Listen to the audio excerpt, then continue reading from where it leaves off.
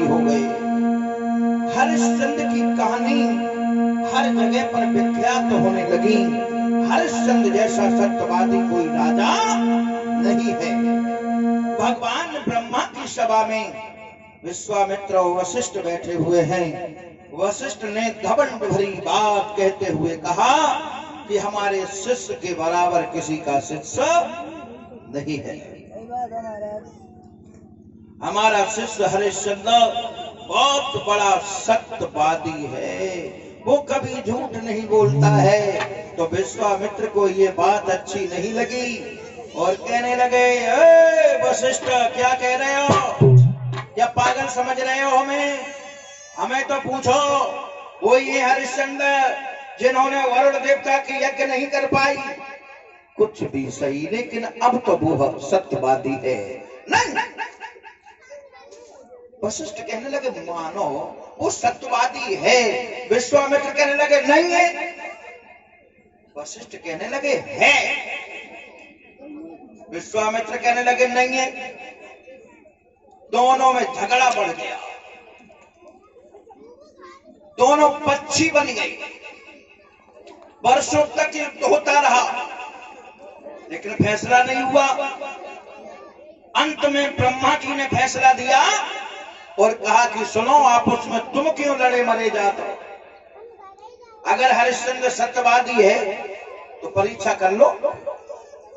विश्वामित्र जाओ, जांच करो वो सत्यवादी है या नहीं है।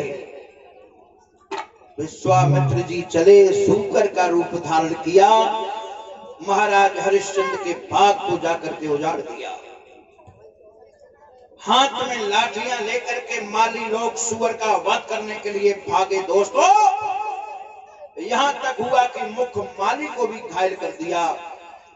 शाम के टाइम माली महाराज हरिश्चंद्र के पास पहुंचा और हाथ जोड़ करके कहने लगा, भगवान क्या हुआ? कहा सुनो।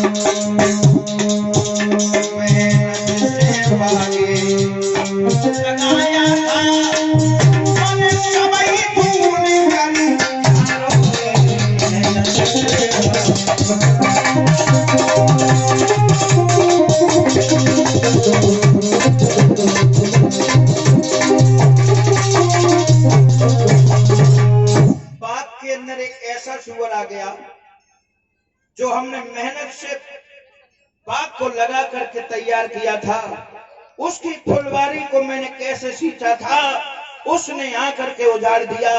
जब हम लोगों ने मारने की कोशिश की तो देखो महाराज हमारी जंघा को फाड़ दिया।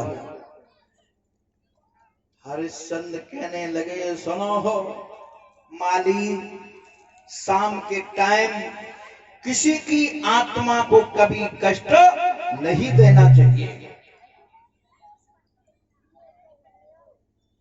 और बोले हैं हरिश्चंद्र, माली